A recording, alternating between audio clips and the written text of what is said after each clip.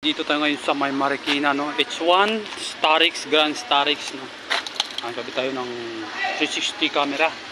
Ito po yung rear camera niya sa likod. Tingnan natin sa may right side. Ito. Ayan, may front camera.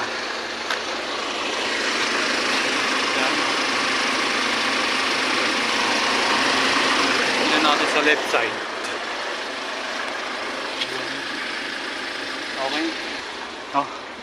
Pinagana natin yung roof, built-in na roof mount. Ayan. Ito yung kinabit natin dyan. No, lightning bulb. Ay, lightning lob. Saka Android 13 inches. Dalawang speaker na 634 coaxial. Saka separate na steeds.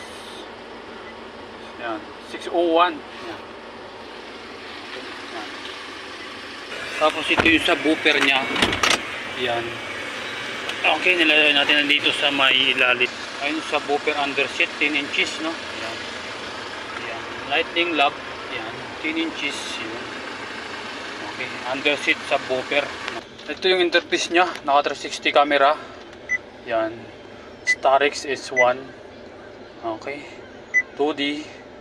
Yan. Left, right, side, rear, front camera. 3D. Yan. Okay. Yan yung yung interface na ayun. 6128 GB RAM na 13 inches, no? Yan. Ito. Yan. Sa palit na apat na speaker hanggang likod. Yan.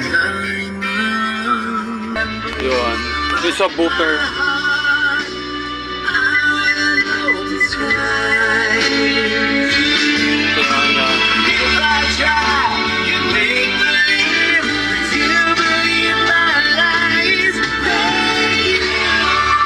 Ayan, 6128 GB RAM yan, octa-core, 2.0 GHz.